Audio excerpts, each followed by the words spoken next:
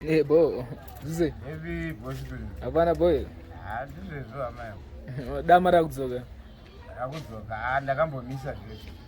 Shamari pese pandokumwa kurwara saka ndakazoziva chinondirwarisa. Saka kusiyana nazvo kuri right because ndinogoda.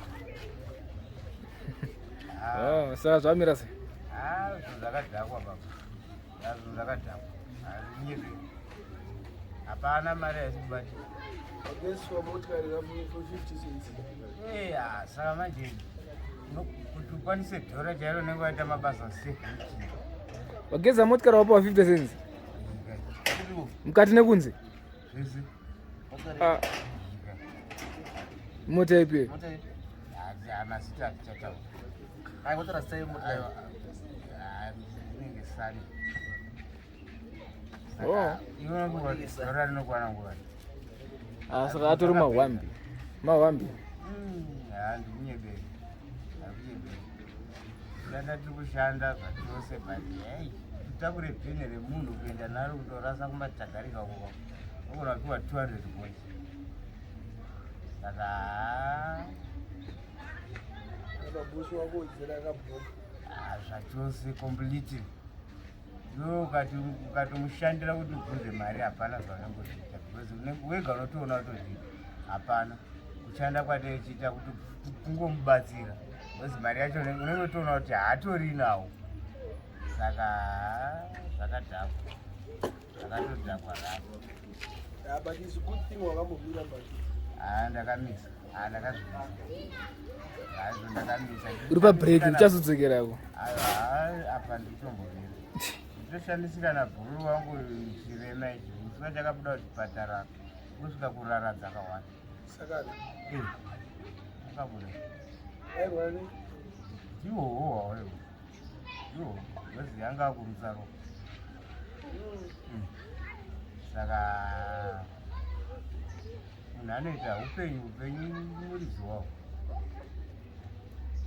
Ndozvakaendesa mufana wangu hatidi kumbonyedzera. Akafanira. Mufana wako Mishe. akafanira? Nebhatutu. Waizviramba ke? Aiwa handina kuzviramba. Zvakatoitika because dhokita wacho aitomurapa ndakaona matsamba acho. Hanzi dhokita wacho akataura kuti musasa waste mari yenyu kana kudyirwa mari nevamwe vanozviti madhokita. Kuenda inaye kumba mungondomirira muona kuti because mapapu anga achiziva anga asisina mapapu. Saka zvanga zvatotama. Saka unokuvadza hwawo wachimuchibhedhlera. Wewe uchiri nemapapu? Angu aripo. Angu kuvapo aripo. Waenda usikani? Angu aripo. Kana kuti wakangojegera kangosara kakabatira? Aripo. Wega uchifamba unotozwa kuti aripo. Aiwa akuvapo aripo. But usiwa hwawo kumiwa. Hwawo kuti infekta usitoriri hwawa. Zvinhu. Zvakaenda? Zvisina percentage. Percentage unesa yako yaunoda iwe. Kunyaya yengoswera muchirovana zviri kubva kupi? Marovana ndiani? Ndine kumborovana naanoita naAsha. Unoziva kuti munhu anenge abva kumba kwake ane mastress ake.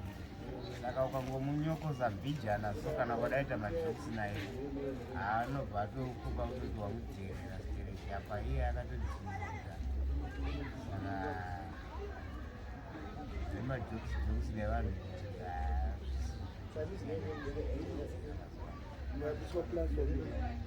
ndakazviona makuseni kati zvabhoka ndichiri kuri harikutoza nongeri ruoko rwurinani pane kutwarira mukati zvikatiitaura dzemapapu ruoko rwunotomboisika plasta papu kana ratyoka ratyo hapana. Pamwe wasara nehwani babu? Aiwa aisani ari kushanda. Aiwa ari kushanda. Saka uri kudya kupi mazuva? Ndabika pawedzera pamwe.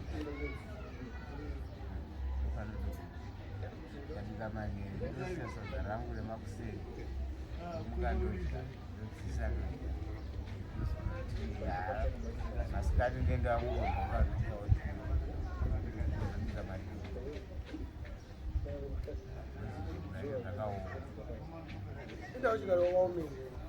hapana, hakusi kuti ndogara ndakaomerwa, zvinomboita bho kati mari yacho haisi kubatika, haisi kubatika. Saka zvinhu zvanenge ufanira kutoita ndezvebhajeti manje,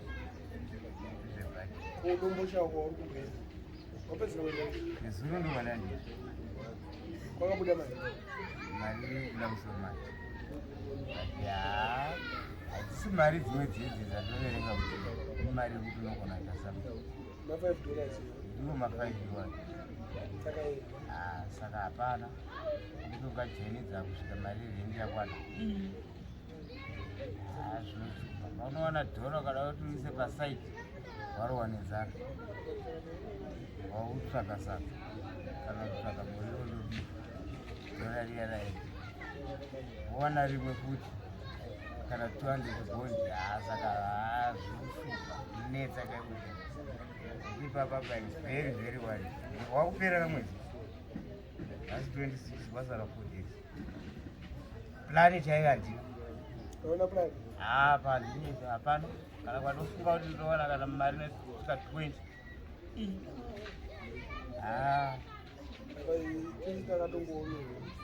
Hazvo zvikushupa. Zvinonetsa, hazvisi zvemunhu wani. Hazvisi zvemunhu wani. Nabatini Agostano kapa kuchika. Ndakanzogara. Haisi kutanga nhasi. Aiwa, Friday. Oh, next weekend. So 31. Alright. 31 March. Aiwa, handinenge murangari umwe vakari kuti kana nguva yakwana kana anogona kudhumisa kana tinenge tiri handinoziva ndiri shamwari yagostano chete ndokuziva tere inoziva sei wakauzwa aiwa hazvangoonekwa zvakati siri zvekuudzwa kati aita zvekutoona chete kuti pese pamanga muri kunoku pamunenge muri kunoku 7 o'clock anenge ambara kunoku kuzoenda kuma 8-9 every day.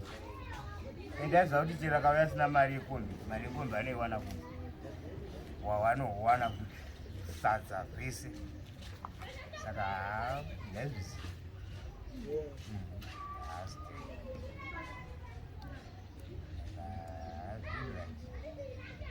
waita bhodha kakukumisa chienda kudzokera kobasa kuenga uchenda apa zvautombowaya apasina basa ndapedza ndoraraiti